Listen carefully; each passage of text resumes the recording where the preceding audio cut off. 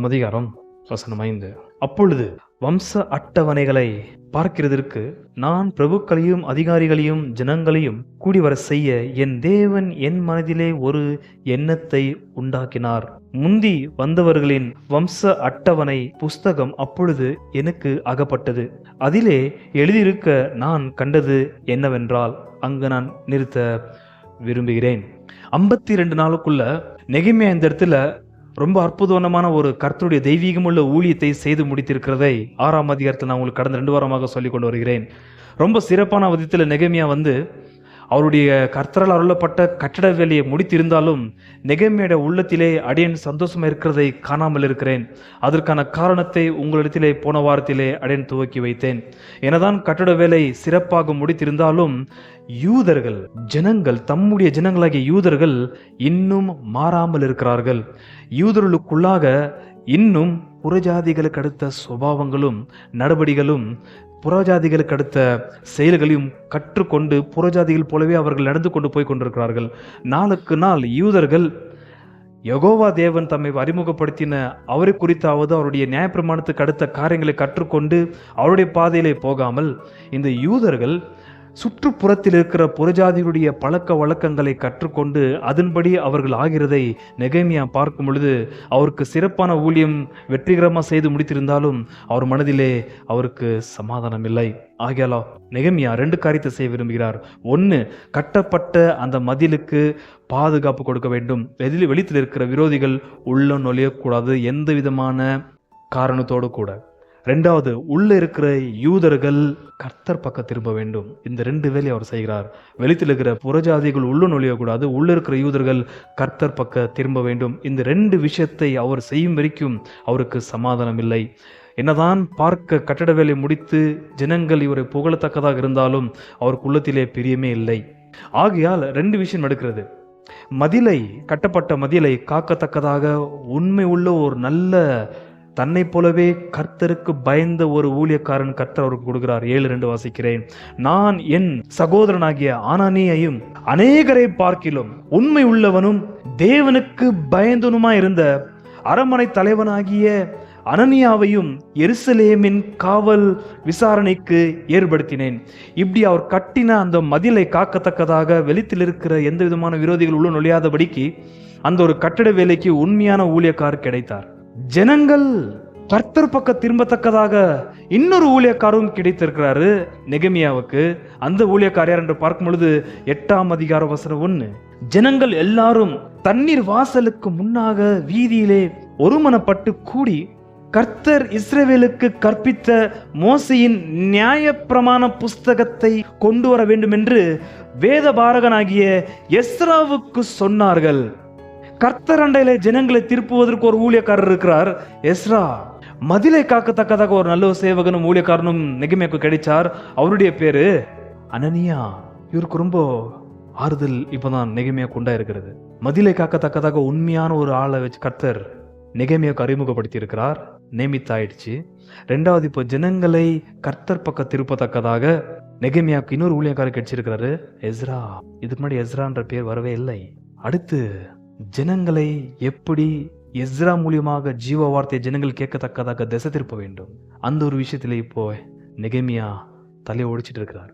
எப்படி ஜனங்களை கர்த்தரண்டையிலே திருப்பத்தக்கதாக எஸ்ரா கர்த்தருடைய வார்த்தையை பேசத்தக்கதாக ஜனங்களையும் கர்த்தரையும் இணைய பண்ணுவதற்கு நடுவில் ஊழியக்காரர் இருக்கிறார் எஸ்ரா.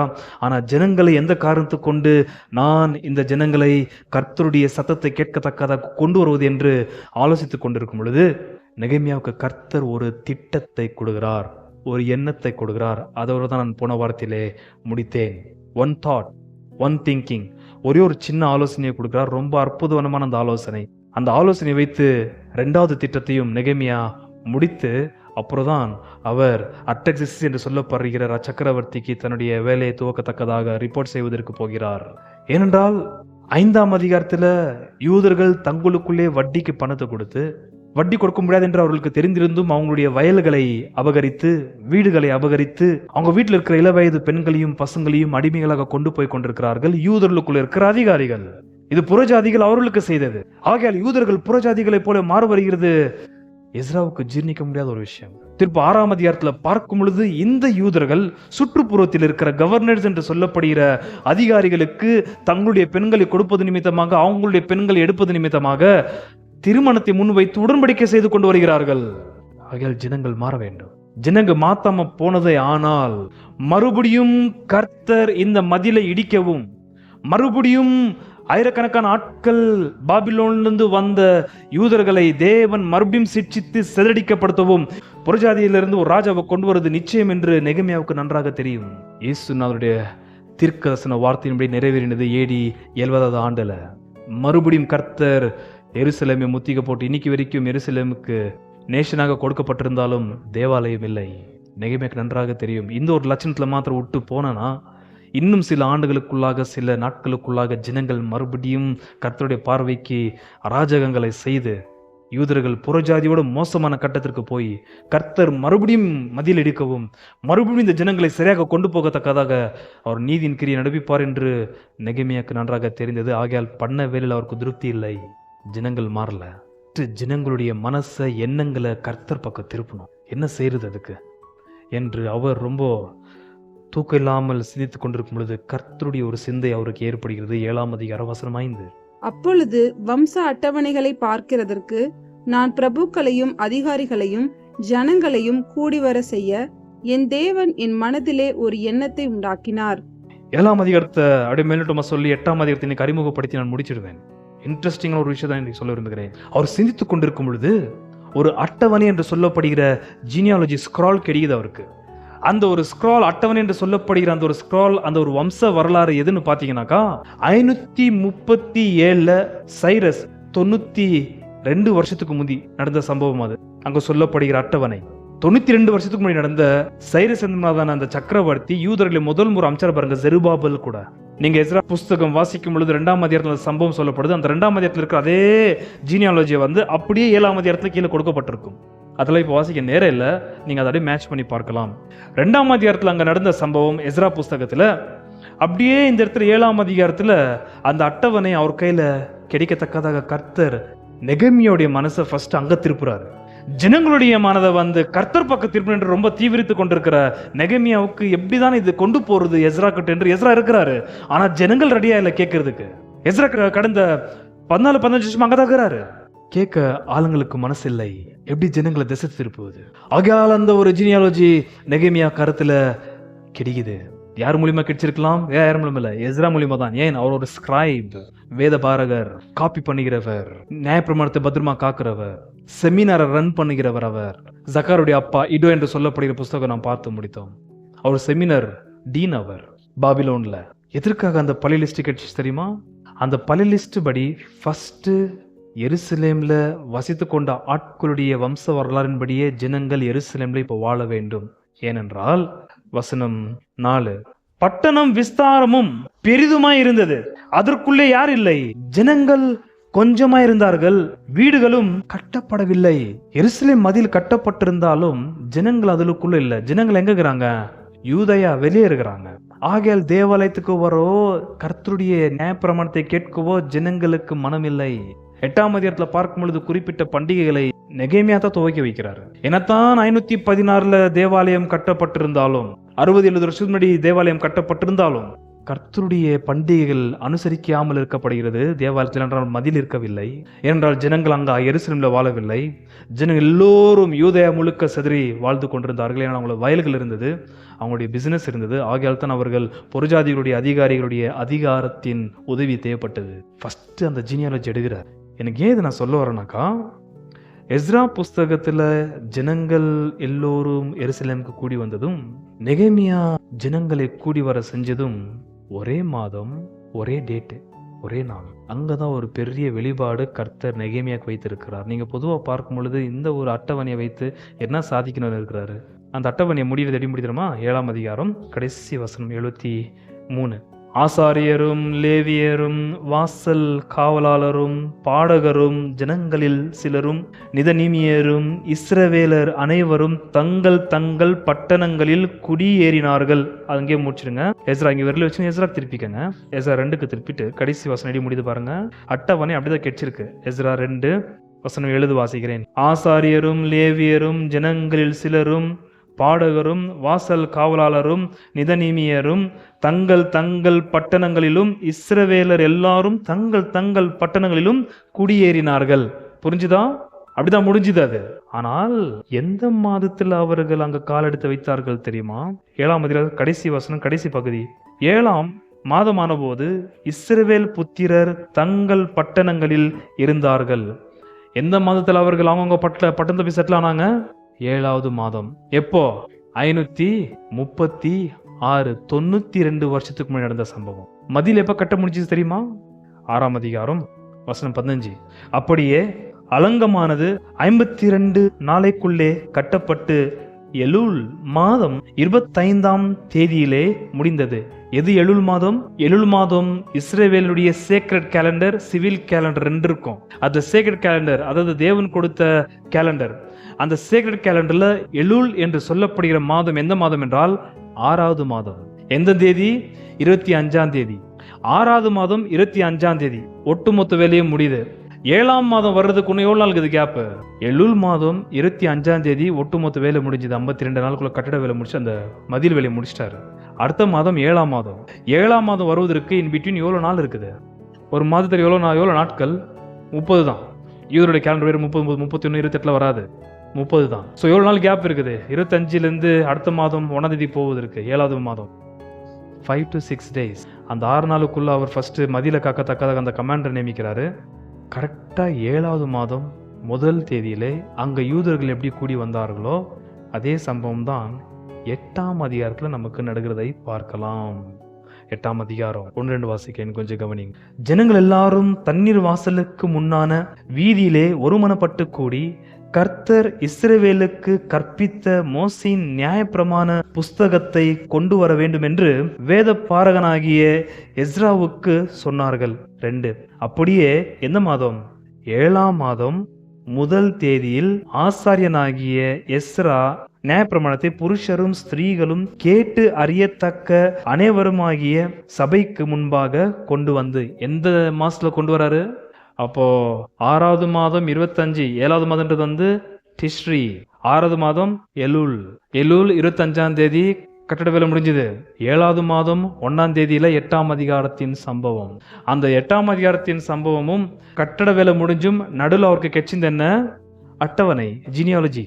கரெக்டா கர்த்தர் 536 92 வருஷத்துக்கு முன்னாடி நடந்த அதே மாதம் அதே டேட்ல என்ன பண்ணாரோ அதே ஒரு சம்பவத்தை 444 92 வருஷத்துக்கு அப்புறம் அந்த அட்டவணையை வைத்து எஸ்ரா 7வது மாதம் 1ஆம் தேதியிலே சில காரியங்களை நடப்பிக்கிறார். இந்த 8ஆம் அதிகாரத்தோட ஒரு அறிமுகம் மாத்திரம் உங்களுக்கு சொல்ல விரும்புகிறேன்.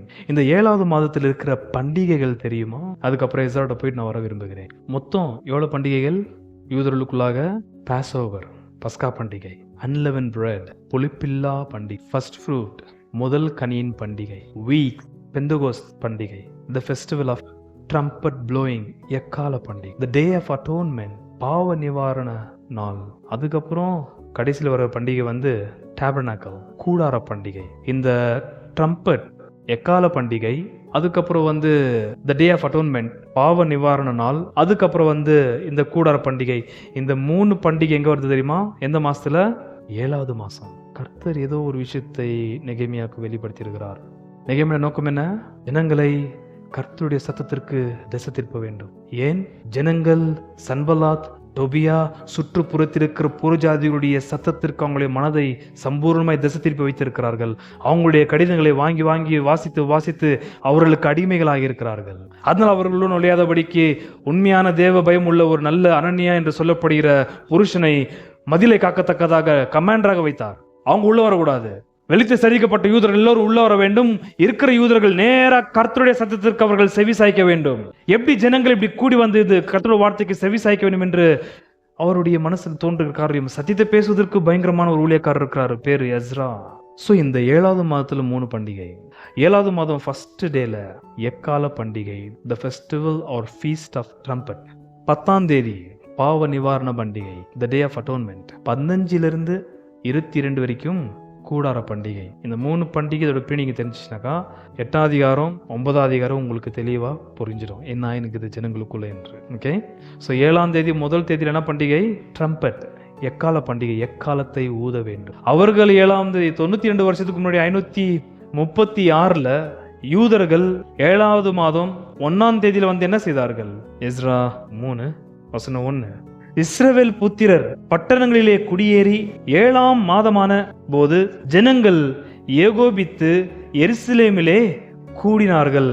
7வது மாதம் முதல் தேதியிலே இஸ்ரவேலர், அதாவது 536ல வந்தார் பாருங்க யூதர்கள், அவர்கள் எல்லோரும் எருசலேமிலே கூடி வந்து என்ன செய்தார்கள்? நீங்கள் 3ஆவது இடத்துல பார்க்கும் பொழுது பலிபீடத்தை கட்டினார்கள். தேவாலயம் கட்டப்படல, பலிபீடத்தை கட்டினார்கள். அதுக்கப்புறம் 2 வருஷம் தாண்டதுக்கு அப்புறம் தான் தேவாலயத்துக்கு அஸ்திபாரம் போடுறாங்க. எப்போ? 92 வருஷத்துக்கு முன்னாடி நடக்கிற சம்பவம். இந்த இடத்துல நாம் பார்க்கும் பொழுது 8ஆம் அதிகாரம் வசனம் 1 நாம் வாசிக்கும் பொழுது 7வது மாதம் முதல் தேதியிலே ஒட்டுமொத்த யூதர்களும் கூடி வருகிறார்கள் தேவாலயத்திற்குள்ளாக அல்லது எருசலேமுக்குள்ளாக. 7வது மாதம் முதல் தேதியிலே எக்கால பண்டிகை. ஆனா இன்னைக்கு பண்டிகை ஆகுதா இல்லைன்றது யூதர்களுக்கே தெரியாது. எக்காலத்துடைய மீனிங் வந்து இந்த இடத்துல கர்த்தர் தெளிவாக புரிய வைக்கிறார் யூதர்களுக்கு. இந்த தண்ணீர் வாசல் இருக்கு தெரியுமா, வாட்டர் கேட், அது அர்த்தம் நான் சொல்ல விரும்புகிறேன். மொத்தம் 10 வாசல் இருக்கிறதா மேப்ல போட்டு காண்பித்தேன். அதுல வந்து மேல இருக்கிற தேவாலயத்திட்ட இருக்கிற 2-3 கேட்ஸ் இருக்கு, அங்க பண்ணல. அவங்க கீழே சவுத்து கீழே கொஞ்சம் கீழே இறங்கி வரும் பொழுது தண்ணீர் வாசலுக்கிட்ட அங்கதான் மேல நில்லி எஸ்ரா பழைய ஏற்பாடு புஸ்தகம், முக்கியமான நியாயப்பிரமாணம், மோசேயினால் கொடுக்கப்பட்ட 5 புஸ்தகத்தை வாசிக்க ஆரம்பிக்கிறார். வாசிக்க ஆரம்பிக்கும் பொழுது நீங்கள் 1லிருந்து 12 வரைக்கும் நீங்கள் பார்க்கும் பொழுது ஒரு திறவுகோலான ஒரு வார்த்தை நமக்கு அடிக்கடி வந்துட்டே இருக்கும். 2 வாசிக்கிறேன், 8:2. அப்படியே 7ஆம் மாதம் முதல் தேதியில் ஆசாரனாகிய எஸ்ரா நியாயப்பிரமாணத்தை புருஷரும் ஸ்திரீகளும் கேட்டு அறியத்தக்கதா, அந்த வார்த்தை கவனிங்கள், கேட்டு அறியத்தக்க அனைவருமாகிய சபைக்கு முன்பாக கொண்டு வந்து பீன் என்பதான வார்த்தை, அந்த அண்டர்ஸ்டாண்டிங் வார்த்தை 4-5 முறை வருகிறது 8ஆம் அதிகாரம் வசனம் 1லிருந்து 12 வரைக்கும். அந்த பீன் என்பதான வார்த்தைக்கு அர்த்தம் மனதை அவர்கள் கம்ப்ளீட்டாக நியாயப்பிரமாண சத்தத்திற்கு அவர்கள் திசை திருப்பினார்கள். டு அண்டர்ஸ்டாண்ட், கவனத்தை முழுக்க திசை திருப்பினார்கள். எங்கிருந்து அவர்கள் கவனத்தை திருப்பினார்கள்? சன்பல்லாட், டொபியா என்று புறஜாதிகளுடைய கவர்னர்களுடைய சத்தம், கடிதங்களுடைய பார்வையிலிருந்து அவர்கள் திசை திருப்பி நியாயப்பிரமாணத்துக்கு நேராக அவர்கள் மனதை திருப்புகிறார்கள். அப்படி வேத வாக்கியங்களை எஸ்ரா வாசித்துக் கொண்டிருக்கிறார். ஆனால் ஜனங்களுக்கு எல்லாருக்கும் புரியவில்லை. ஏன்? எஸ்ரா வாசித்துக் கொண்டிருக்கிறது மோசேயினால் அருளப்பட்ட நியாயப்பிரமாணம் எப்ரே பாஷையில கொடுக்கப்பட்டது, ஹீப்ரூஸ். ஆனா இருக்கிற யூதர்களுக்கு எந்த லாங்குவேஜ் தெரியும்? பாபிலோன், மீடோ பெர்ஷா. அவங்க லாங்குவேஜ் என்ன? அரமாயிக், அரம். ஆகையால் வசனம் 8 நாம் பார்க்கும் பொழுது 8:8, அவர்கள் தேவனுடைய நியாயப்பிரமாண புஸ்தகத்தை தீர்க்கமாக வாசித்து அர்த்தம் சொல்லி, அந்த வார்த்தையை கவனிங்கள், ஏன்னா அவங்களுக்கு புரியல. எஸ்ரா கூட அடுத்த வாசிப்பேன். இடதுபுறமும் வலதுபுறமும் நின்று கொண்டிருக்கிற லேவியர்கள், அவங்களுக்கு எப்ரே பாஷை நன்றாக தெரியும். ஆனால் வந்திருக்கிற யூதர்களுக்கு எப்ரே பாஷையே தெரியாது. அவங்களுக்கு தெரிஞ்ச பாஷை என்ன? அரமாயிக், அரம். ஆகையால் அர்த்தம் சொல்லி வாசித்ததை அவர்களுக்கு விளங்க பண்ணினார்கள். இதுதான் தேவைப்பட்டது. யாருக்கு? நெகமியாவுக்கு. ஏன்? இந்த யூதர்களுக்கு அரம் பாஷை தான் இப்ப தெரியும். சொந்த அவங்களுடைய தாய் பாஷை எப்ரியனாகிய ஹீப்ரு, எப்ரனாகிய ஆபிரகாமை பத்தி அவங்களுக்கு அங்க ஆபிரகாம் அப்பாவுடைய பூர்வபிதாவுடைய மொழியாகிய ஹீப்ரு லாங்குவேஜ் மறந்துட்டாங்க அவங்க. ஆனா நியாயப்பிரமாணம் எந்த லாங்குவேஜ் இருக்குது? ஹீப்ரு லாங்குவேஜ் யாருக்கு கொண்டு தெரியும்? எஸ்ரா லேவியர்களுக்கு மாத்திரம் தெரியும். அது பொதுவான மக்களுக்கு தெரியாது. லாங்குவேஜ் போயிடுச்சு. ஆகையால் தான் இவர்களுக்கு நியாயப்பிரமாணம் என்றால் என்னன்னு தெரியாது. அதுல இருக்கிற பண்டிகைகள் தெரியாது. அதுல இருக்கிற ஆசரிப்புகள் ஒன்றும் தெரியாது. ஆகையால் எக்காலம் சத்தம் ஊத வேண்டிய இந்த முதல் தேதியிலே கர்த்தர் ஜனங்களுடைய அழுகையின் சத்தத்தை ஊத வைக்கிறார். வாசித்து கொண்டு போறாரு எஸ்ரா நியாயப்பிரமாணத்தை. ஜனங்கள் எல்லோரும் தேம்பி அழுவ ஆரம்பித்தார்கள். அறம் பாஷையில விவரித்து கொண்டு இருக்கிறாங்க இளைஞர்கள். எல்லா ஜனங்களையும் கூடிய செய்து எல்லாருக்கும் இவர் எப்ரே பாஷையில வாசிக்கிறாரு. டிரான்ஸ்லேட் ஆயினுக்குது ஜனங்களுக்கு. ஜனங்கள் அதை கேட்டு, ஐயோ இன்னைக்கு என்ன நாள்? எக்கால பண்டிகை. இந்த மாதத்துல என்னென்ன பண்டிகை? பாவ நிவாரண நாள், அதுக்கப்புறம் கூடார பண்டிகை. இதுக்கு முன்னாடி போன பண்டிகைகள் ஒன்னுத்தையும் அனுசரிக்கலையா? ஒன்னுத்தையும் அனுசரிக்கல. வசனம் 9, 8-9. ஜனங்கள் எல்லாரும் நியாயப்பிரமாணத்தின் வார்த்தைகளை கேட்டபோது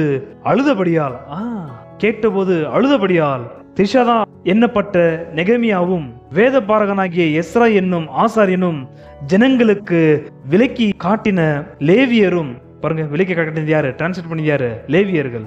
விலக்கி காட்டின லேவியரும் சகல ஜனங்களையும் நோக்கி, இந்த நாள் உங்கள் தேவனாகிய கர்த்தருக்கு பரிசுத்தமான நாள், நீங்கள் துக்கப்படவும் அழவும் வேண்டாம் என்றார்கள். ஏன்னா இந்த நாள் என்ன? பரிசுத்தமான நாள், பிரித்தெடுக்கப்பட்ட நாள், ஓய்வு நாள், ட்ரம்பட் ஊத வேண்டிய நாள் இது. இந்த நாளில் நீங்கள் ஆக்சுவலி அழுவக்கூடாது. ட்ரம்பட் ஊதுவது என்பது கர்த்தருடைய ஜெயத்தின் நாள், வெற்றியை கொடுக்கிற தேவனை சந்தோஷமாக பாட வேண்டிய நாள். ஆனால் இந்நாள் வரைக்கும் அவர்கள் பாடவே இல்லை, அதை அனுசரிக்கவே இல்லை. மாறாக கர்த்தர் இந்த நாளில் ஜனங்களை அழுவ வைத்து அதை ஒரு எக்கால சத்தமாக ஊத வைக்கிறார். தேர் வீப்பிங் பிகம் ட்ரம்பட் ப்ளோயிங். கடைசி ஒரு வசனத்தில் இருக்கிற அர்த்தத்தை நான் சொல்லி முடிக்க விரும்புகிறேன். ஆல்ரைட், அதே நெகமியா 8ஆம் அதிகாரம் வசனம் 10 வாசிக்கிறேன். பின்னும் அவன் அவர்களை நோக்கி, நெகமியா, பின்னும் அவன் அவர்களை நோக்கி, நீங்கள் போய் கொழுமையானதை புசித்து மதுரமானதை குடித்து ஒன்றுமில்லாதவர்களுக்கு பங்குகளை அனுப்புங்கள். இந்த நாள் என்ன? அந்த நாள் 7வது மாதம் 1ஆம் தேதி என்ன நாள்? எக்கால சத்தத்தின் பண்டிகை நாள். மறந்துடக்கூடாது கான்டெக்ஸ்ட். புசித்து மதுரமானதை குடித்து ஒன்றுமில்லாதவர்களுக்கு பங்குகளை அனுப்புங்கள். இந்த நாள் நம்முடைய ஆண்டவருக்கு பரிசுத்தமான நாள், விசாரப்பட வேண்டாம். கர்த்தருக்குள் மகிழ்ச்சியா இருப்பதே உங்களுடையது. என்ன பலன்? கர்த்தருக்குள்ளாக மகிழ்ச்சியா இருப்பது என்ன? உங்களுடையது. Joy of the Lord is your strength. என்ன மீனிங் புரிஞ்சுதான்? வசனம் 9 அழுகுறாங்க. ஏன்னா அவங்களுடைய பாவிகள் என்று கர்த்தருடைய வேத வாக்கியம் அவங்க உள்ளத்திலே இருதயத்திலே பயங்கரமாக கிரியை செய்தது. நன்றாக புரிந்து கொள்ள வேண்டும். இந்த இடத்துல 2 வாரத்துக்கு முந்தி தீமோத்தேயு புஸ்தகத்தை பற்றி பேசும் பொழுது, கர்த்தர் மனம் திரும்புதல் ஒரு பாவிக்கு கொடுக்கும் பொழுது அந்த பாவினிடத்திலே ஏற்கனவே பேசப்பட்ட சத்தியமுள்ள வார்த்தை வைத்து தான் செய்கிறார். ஆள்கையாத்தான் ஊழியக்காரனுக்கு சத்தியத்தை பேசுற விஷயத்துல எப்பவுமே ஆயத்தமா இருக்க வேண்டும், பேசி கொண்டிருக்க வேண்டும். எஸ்ரா எப்போதும் சத்தியத்தை பேசினாலும் ஜனங்கள் கவனிக்கவில்லை. ஜனங்கள் ஏன் கவனிக்கவில்லை என்றால் அவர்களுக்கு புரியல. ஏன்னா எப்ரே பாஷையில் இருக்குது. அதுவும் தான் நெகமியா இப்போ தலைகளையா மாத்துறாரு அந்த விஷயத்தை. ஜனங்கள் சத்தியத்தை கேட்ட உடனே, ஜனங்களுக்கு புரிந்த உடனே புரிய வைக்கிறாங்க லேவியர்கள். அவங்க ஊழியத்தை ஆரம்பிக்கிறாங்க. அறம் பாஷையில அவங்களுக்கு எப்ரே பாஷையில் கொடுக்கப்பட்ட பயங்கரமான அந்த பரத்துக்குரிய சீனாய்மலையில் கொடுக்கப்பட்ட நியாயப்பிரமாணத்தை எடுத்து பேசி கொண்டிருக்கிறார்கள். அவர்களுக்கு புரிந்தது. அழுகுறாங்க. எக்கால ஊதுல, எக்கால பண்டிகை நாள் அன்னைக்கு. ஆனா கர்த்தர் ஜனங்களுடைய இருதயத்தை ஒடித்தபடியால் எந்த இருதயம் அழுவும் சொல்லுங்க? எந்த இருதயத்திற்கு கர்த்தர் மனம் திரும்புதலை கொடுக்கிறாரோ அந்த இருதயம் தான் அழுவும். ஆகிய தான் 2 தீமோத்தேயு 2ஆம் அதிகாரத்தோட முடிவு வார்த்தையில பார்க்கும் பொழுது கர்த்தர் மனம் திரும்புதலை அருளுகிறார். யாருக்கு? பிசாசனால் பிடிப்புண்டவனுக்கு. எப்போ? அவனுக்கு சக்திமுள்ள வார்த்தை ஊழியக்காரன் பேசி கொண்டிருக்கும் பொழுது. பேசின வார்த்தைகளை வைத்துதான் தேவன் மனம் திரும்புதலை தருகிறார். எஸ்ராவும் லேவியரும் ஜீவ வார்த்தையை பகிர்ந்து கொடுத்த உடனே ஜனங்க அழுகுறாங்க. அவங்களுடைய மனம் திரும்புதல் கொடுத்த உடனே குற்றொழுனால் இடிக்கப்பட்ட அந்த இருதயத்திலிருந்து அவர்கள் கூக்குரல் இடுகிறார்கள் எக்காலம் போல. நெகேமியாக்கு அப்பதான் ரொம்ப சந்தோஷம். அவர் மதில் கட்டினதுல அவருக்கு சந்தோஷம் இல்லை, மதில் எழுப்பினதுல அவருக்கு அந்த அளவுக்கு ஒரு விருப்பம் இல்லை. அவருக்கு இப்போதான் விருப்பம் ஸ்டார்ட் ஆகுது. இப்போதான் சொல்றாரு, நல்லா சாப்பிடுங்க, நல்லா குடிங்க, இல்லாதவனுக்கு பகிர்ந்து கொடுங்க, எது உங்களுடைய பலன். பின்னும் அவன் அவர்களை நோக்கி, நீங்கள் போய் கொழுமையானதை புசித்து மதுரமானது. இது அவர் எப்போ செஞ்சுக்கணும்? மதில் கட்டி முடிஞ்சோன்னு செஞ்சிருக்கணும். எப்போ? 6வது மாதம் 25ஆம் தேதி நைட்டு பெரிய பார்ட்டி வச்சிருக்கணும். ஆனா வைக்கல. இன்னொரு மனசுக்குள்ள சம்திங் ராங். ஜனங்க சரியில்லை. எப்போ ஜனங்க அழுகுறாங்களோ, ஜனங்க எப்போ மனசு சாப்பிட்டு மனம் திரும்பி பாவிகள் என்று ஒத்துக்குன்னு தங்களுடைய மனசை கர்த்தர் பக்கம் திருப்பிட்டாங்களோ, நெகேமியா சொல்ற வார்த்தை, புசித்து மதுரமானதை குடித்து ஒன்றுமில்லாதவர்களுக்கு பங்குகளை அனுப்புங்கள். இந்த நாள் நம்முடைய ஆண்டவருக்கு பரிசுத்தமான நாள், எக்கால சத்தத்தின் பண்டிகை, விசாரப்பட வேண்டாம். கர்த்தருக்குள் மகிழ்ச்சியா இருப்பதே உங்களுடைய பலன். அப்போ ஒரு விசுவாசியுடைய எது பலன்? கர்த்தருக்குள்ளாக மன மகிழ்ச்சியா இருக்க வேண்டும். ஆகையால் தான் பவுல் சொன்ன வார்த்தை, எப்போதும் சந்தோஷமாயிருங்கள். Rejoice, be joyful, the joy of the Lord is your strength. ஆகையால் தான் நீங்க கர்த்தருக்குள் சந்தோஷமா இருந்தீர்கள் என்றால் நாளை குறித்துள்ள கவலை உங்களுக்கு வராது. குற்ற உணர்வு கண்டிப்பா உங்களை தொடவே தொடாது. பண்ண பாவத்தை குறித்து எப்போ நீங்கள் மனசாப்பட்டு மனம் திரும்பிகள் அணிலிருந்து நீங்களும் நானும் பவுல் சொல்ற வார்த்தை, எப்போதும் சந்தோஷமா இருங்கள். ஏன் துக்கமாகிறீங்கன்றார்? உங்களை துக்கப்படுத்தத்தக்கதாக எந்த பாவம் உங்களுக்குள்ளாக குற்ற உணர்வு ஏற்படுத்துகிறது? Rejoice always. ஆகையால் தான் கர்த்தருக்குள்ளாக மனமகிழ்ச்சியாக இருக்கிறவன் பலனுள்ளவன். லிட்ரலி டாக்கிங், லிட்டரலாகவே கர்த்தருக்குள்ளாக மனமகிழ்ச்சியாய் கர்த்தர் நான் எப்போதும் ஸ்தோத்தரிப்பேன், என் நாவில் அவருடைய துதி இருக்கும் என்று சங்கீதக்காரன் சொல்றது சும்மா இல்ல. கர்த்தருக்குள்ளாக நீங்கள் சந்தோஷமா இருந்தீர்களானால் அதுதான் உங்களுடைய பலன். அங்கத்தான் உங்களுக்கு ஆரோக்கியம் இருக்கிறது, அங்கத்தான் உங்களுக்கு ஆயுசு நாட்கள் இருக்கிறது, அங்கத்தான் உங்களுக்கு சுகமான நித்திரை இருக்கிறது, அங்கத்தான் உங்களுடைய சாவுக்கு ஏதான உடல் புதுப்பித்து ஜொலிக்கும். சந்தோஷம் எல்லாம் கஷ்டம் தான். மனமகிழ்ச்சியா இருங்கள். நெகேமியா காத்தான் உண்டாச்சு. அப்பா இப்பதான் நான் பண்ண வேலைக்கு ஒரு நல்ல பலன். என்னது?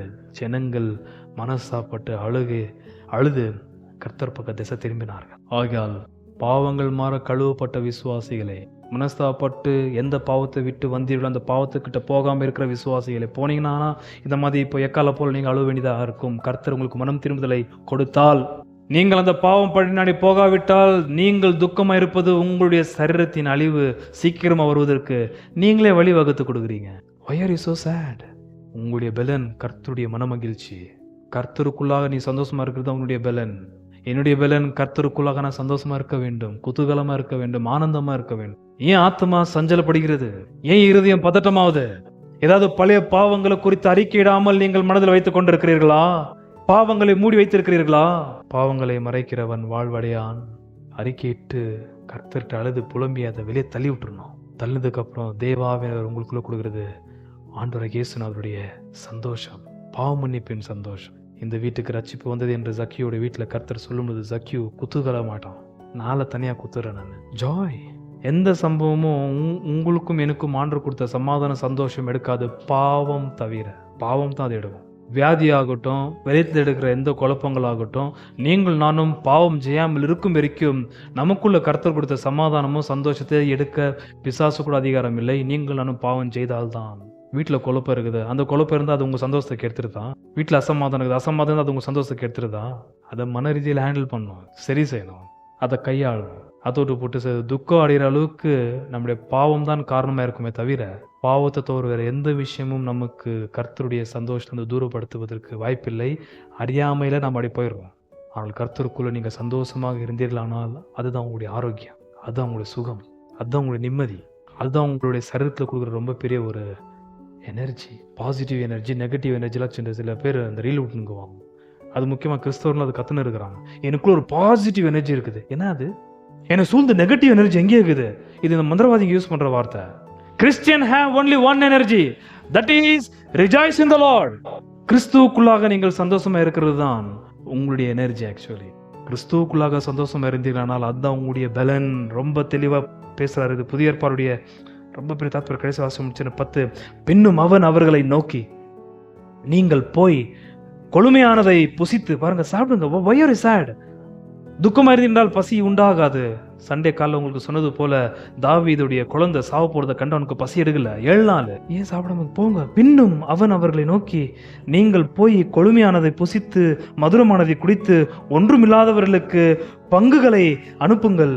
இந்த நாள் நம்முடைய ஆண்டவருக்கு பரிசுத்தமான நாள்.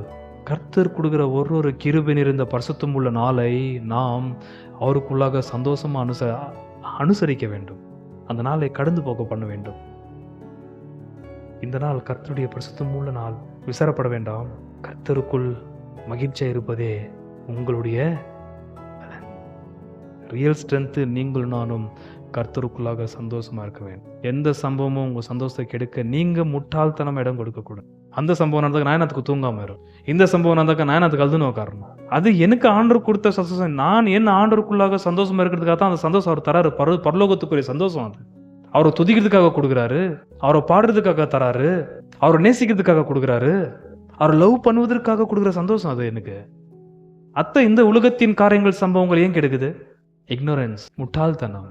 இன்னும் குழந்தைகளாகவே இருக்கிறதற்காக புதிய ஏற்பாடு சொல்லுது, எந்த குடும்ப சம்பவமும் உங்களுடைய கர்த்தருக்குள்ளான சந்தோஷத்தை கெடுப்பதற்கு நீங்கள் முட்டாள்தனம் இடம் கொடுக்காதீங்க. நீங்க கேட்க வேண்டிய கேள்வி, நான் எதுக்கு இப்போ துக்கத்தோடு விசனத்தோடு இருக்கணும் இந்த சம்பவத்தை நிமித்தமாக? இந்த சம்பவம் என் கர்த்தருடைய வல்லமை பார்க்கல ரொம்ப பெருசா. இந்த சம்பவம் நம்ம காதில் வந்தாக்கா எப்படி ஹேண்டில் பண்ணுன்றது தான் நம்ம கர்த்தர்கிட்ட ஞானத்தை வாங்கணும். தவிர நீங்கள் நான் துக்காடைந்து உள்ள ஒடிஞ்சு போய் அப்படியே குறுகி போய் அப்படியே ஓரமா போய் உக்காந்துடக்கூடாது. சோத்த ஓரமா முட்டாள்தனம் அது. மனசு அந்த மாதிரி அந்தகாரப்படுத்த நீங்கள் நானும் முட்டாள்தனத்திற்கு இடம் கொடுக்க கூடாது. எங்க இருந்தானா கர்த்தரை பாடி புகழ், அவரை நேசிக்க, அவர் அன்பு கூற கர்த்தர் நாவுல பாடலை கொடுத்திருக்கிறார். ஏனென்றால் பாவ மன்னிப்பு கிடைச்சிருக்குது, பாவங்கள் மற கழுவப்பட்டிருக்கிறேன், அந்தகாரம் இல்லை, பயம் இல்லை, நாளை குறித்துல கவலை இல்லை. ஏன்? கர்த்தரே என்னுடைய சந்தோஷம். ஹல்லேலூயா. மோட்ச யாத்திரை செல்கிறோமே லோகவாசிகள், இம்மாய லோகம் தாண்டிய எம் வீடு தோன்றுது. கடந்து செல்கிறோம் கரையின் ஓரமே, காத்திருந்த ராஜ்யம் கண்டடைவோம். ஆனந்தமே ஆனந்தமே, ஆண்டவருடன் நாம் என்று வாழுவோம். ஆதிமுத்தினாக்களோடும் தூதருமாய் கூடி வாழுவோம். ஆனந்தமே ஆனந்தமே,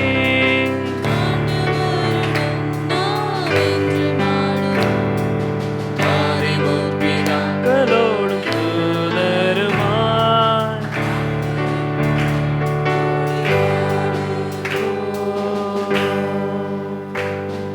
சத்திய சுவிசேஷமே துதித்துவே, தம் நித்திய ராஜ்ய மக்களை ஆயத்தமாகவே தேசமெங்குமே அலைந்து செல்கிறோம். நேசரேசு வாக்குரைகள் நம்பி ஆனந்தமே ஆனந்தமே, ஆண்டவருடன் நாம் என்றும் ஆளுவோம். ஆதிமுத்திராக்களோடும் தூதருமாய் கூடி வா. ஆனந்தமே ஆனந்தமே ஆனந்தமே, நாம் என்றும் ஆளுவோம். ஆதிமுத்திராக்களோடும் தூதருமாய் கூடி வாழுவோம். மேகஸ்தம்பம் அக்கினி வெளிச்சம் காட்டியே, நல்லேகமாய் வனாந்திர வழி நடத்துவார். தக்கை நோக்கியே தவறிடாமலே, இப்புவி கடந்து அக்கரை செல்வோம்.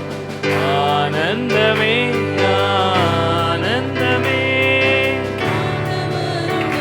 நாம் என்றும் ஆளுவோம். ஆதிமுத்திராக்களோடும் தூதருமாய் கூடி வாழும். ஆனந்தம் ஆனந்தமே